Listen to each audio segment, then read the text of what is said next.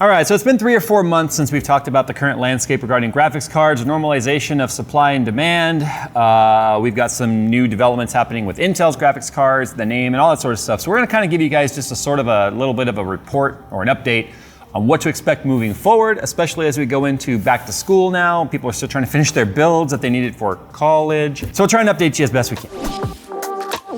With no parts markup and only a $75 build fee, Redux gaming PCs are the obvious choice for gamers who demand the best without paying extra. With as little as a few clicks, you'll get a PC optimized for you and the games you play at a price that fits your budget, and all Redux PCs are backed by a 2-year warranty. To see all that Redux has to offer and to start configuring your next PC, head to the link in the description below. All right, so let's go and talk about a couple of things here. One of the biggest changes that's coming to the nearish future that could have a direct relational impact on graphics card supply and demand is going to be some updates to Ethereum. Now remember, Ethereum is a cryptocurrency coin that is still mined specifically off of graphics cards. Kind of like how Bitcoin was way in the beginning, but Bitcoin moved to ASICs in an entirely different setup, which Ethereum kind of moved in the last few years and it's become really big obviously right now. It's the biggest coin next to Bitcoin, and that's still farmed on GPUs primarily through big GPU farms through a protocol known as proof of work.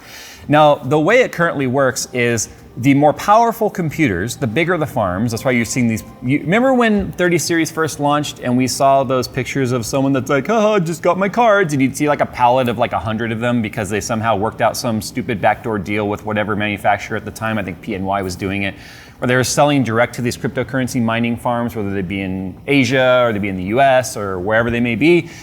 And they never made their way to retail shelves or stores because of the fact that it's logistically made sense to send one pallet to someone and have one single check come in and be like, cha-ching, we win, but that's obviously not consumer or retail friendly. Well, those people were putting together these giant mining farms because, as you know, the more GPU horsepower that you have, the more likely you are to be able to farm the next block in the blockchain. And so what happens is those that can afford those kinds of farms are the ones that are benefiting from that. Well, Ethereum's going to be moving, and it's been talking about this now for a couple of years, but they finally have started to put the protocol into effect.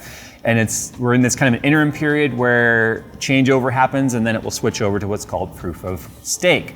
Now, proof of stake is going to be interesting because what they're trying to do for 2 particular reasons here is, one, to be a little bit more environmentally friendly by sort of taking the benefit or the edge from those big mining farms away, because what they're concerned about is that eventually Ethereum is going to be mined and controlled and owned, those that are at least mining it anyway, you can still buy it, right, like stocks, by those big farms, and that means only a few players controlling the entire game.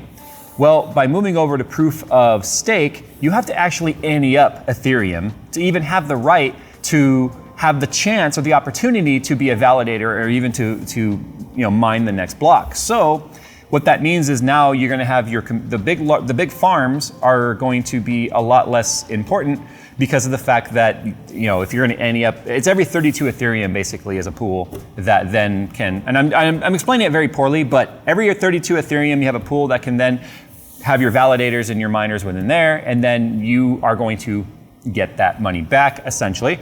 Because what they're trying to do is keep people from switching off their systems or not completing the validation, which hurts everyone else in that pool. And if you have stake or money to lose in that process, you're less likely to do that.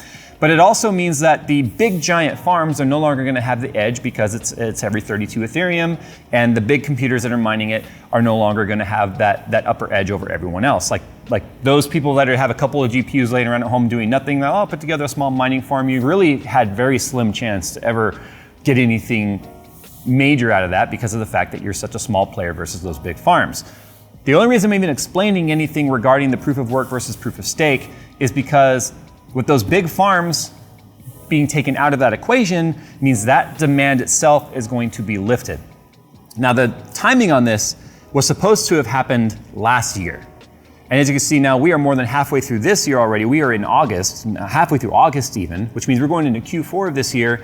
And the expectation is that right around December of this year, we will see the switch over to proof of stake. And then probably around first quarter at some point next year is when we'll start to see the proof of stake in protocol in full effect. So you could see the timeline there regarding the alleviation of the benefits of selling tons of graphics cards behind the scenes directly to these mining farms and stuff. So there's one particular supply strain that could potentially be alleviated through this. The other thing is Intel has announced the name for its graphics card, its discrete graphics card. Remember, we had the XE graphics before, which was more or less like better than an iGPU, but it was never really fully intended to compete with things like Radeon and GTX/RTX because of the fact that it just simply wasn't powerful enough. However, now they've announced Arc, which we think is a really silly name, considering that's what they call their database of all of their products that you can look at online. It's Arc. Anyway, that's supposed to come online in 2022. First quarter of 2022. So if you look at additional graphics cards, again, grain of salt, we have no idea how they're going to actually compare. They might only be competing with a 6600 XT or maybe a 3060 for all we know. However, if it can give us solid gaming performance in 1080p and 1440 at a reasonable price, that is another manufacturer independent from Samsung and TSMC, which are currently responsible for Radeon and NVIDIA. So if you have a third manufacturer, like Intel, bringing more graphics cards into the space, that's going to add more supply, which will help reduce the demand. Now, people might have noticed, we've seen some articles over the last couple of years coming out saying, or not a couple of years, couple of months, saying that supply is improving. That's very true because you start to see people posting pictures at Micro Center and Best Buy and Scan Computers and all these other major retailers where, hey, look, there's actually graphics cards on the shelf.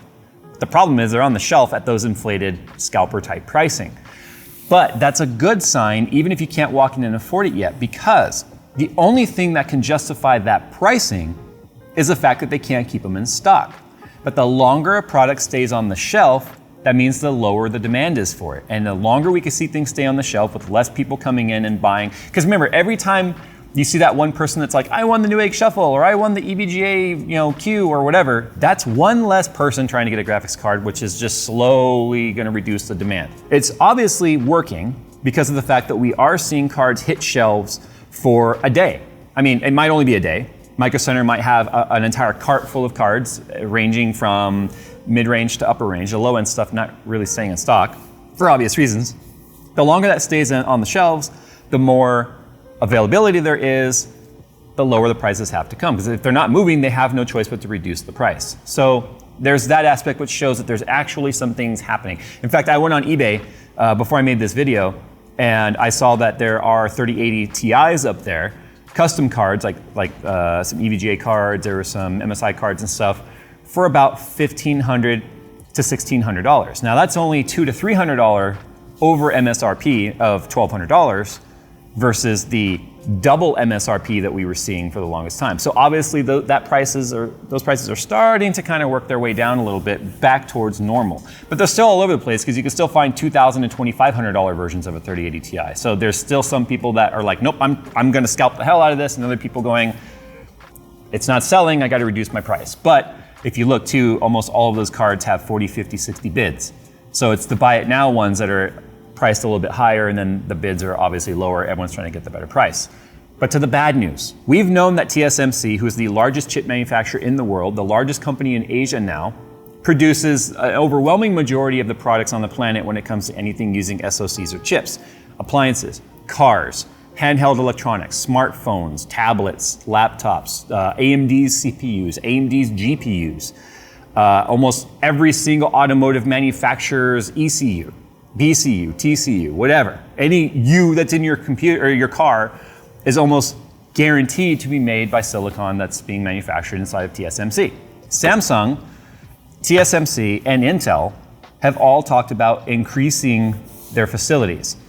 We just had this month, the president and CEO of TSMC gave a little bit of an update as to what's happening there. They've already started hiring for the new facilities. They've already started expanding their current facilities, and they've already started building the new facilities. The problem is they don't expect those facilities to come online until 2023. The hard reality and the harsh fact here, or harsh reality and hard fact, whichever one you want, is they have basically said the current restraint or constraint that we see right now with supply and demand is expected to continue through the entirety of 2022. So we've got a whole quarter left of 2021 and all of 2022 until at least AMD and Radeon's supply and demand even has a chance of normalizing. Haven't seen a whole lot coming from Samsung regarding their expansion. Remember, NVIDIA switched from TSMC to Samsung. So the fact that they made that switch is probably why you can even find any 30 series cards, period. Because if they were in the same queue for TSMC that AMD is, that's why you see such few AMD cards versus NVIDIA out in the wild, is simply because they're caught up in that backlog in that queue.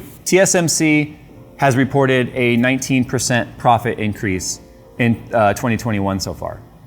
Now that might seem like, some people might be like, wow, that's a lot. But if you think about the supply and demand situation that we're in, it's not a lot considering the fact that they are beyond capacity. That shows you that we have a just straight up raw materials and manufacturing bottleneck that's happening there.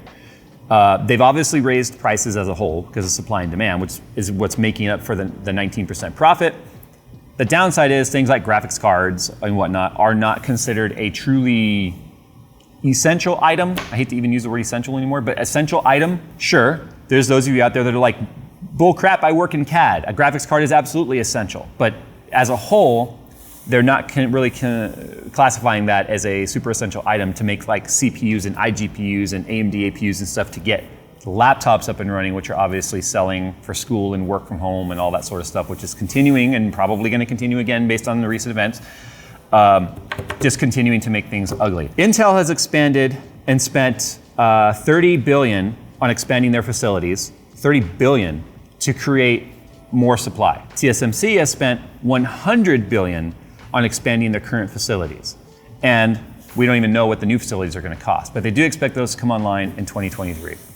So just a little bit of an update here. Every time somebody buys a graphics card for their gaming rig, that's one less person trying to buy a card, theoretically, which should help with demand. Ethereum switching over to proof of stake, and then as soon as we can get ASICs developed and manufactured. Remember, ASIC manufacturing for Ethereum is stuck in the same backlog as anything else that needs a chip. So any sort of ASIC design, which is already existing, getting it mass produced and sold, kind of like they did for Bitcoin, is simply, it's backed up just like anything else. But as soon as we see proof of stake protocol go fully live, which Ethereum developers have specifically said, it is still an early type of concept. We just hope once they go proof of stake, it stays that way, I guess, which makes the major manufacturing for GPU farms no longer having the edge, which means less likely to see more of those farms growing or people expanding those farms. Will help with some of the supply and demand. And then as soon as we start to see those facilities come online in 2023, would be obviously the last checkbox we need to see things return to normal. Will we see new graphics card families from AMD or NVIDIA in that time frame? It would be hard for me to imagine that they're going to try and launch a new family of graphics card when they can't even keep up with the current demand of the current family. But I mean, we did see them launch this card during a pandemic as well. So who knows? Obviously, those cards were in development 2 to 3 years prior to when they actually went live. They're obviously working on whatever's coming out next and have been since prior to 30 series becoming launched. So it'd be interesting to see. People are asking me all the time, like, when are things going to normalize? So this is the best information I have for you. Remember, almost every single bit of this would be considered like analyst speculation, because until it actually happens, we have no idea. And right now, with the threats of the spikes happening, including in Asia, and even a port shutdown right now, which is a major port to supply the entire world with products coming out of Asia, that's obviously going to hurt things. And if there's another shutdown of any kind whatsoever of manufacturing in Asia, then you can expect this probably to start all over again. It's terrible news for people like us too, especially when we make videos about this stuff that you can't even buy. We can't just stop making videos, but at the same time, we know you guys are burnt out on watching content about things you can't buy or a system you can't finish, which makes it very difficult for us to actually make content that's relevant anymore. So that's where I need you guys to tell us what kind of content you'd rather see us make right now. So sound off in the comments below the type of content you want to see, and I guess your best prediction of when this is going to actually normalize. This is going to go down in the history books for sure. If you study economics, and you've ever taken economics class in high school or college or whatever, they always talk about, like, obviously the Great Depression, the Great Recession, and all that sort of stuff. This is going to be a page in history as well. We could be like, hey, we were there, we remember. We remember when we couldn't buy our 3080s.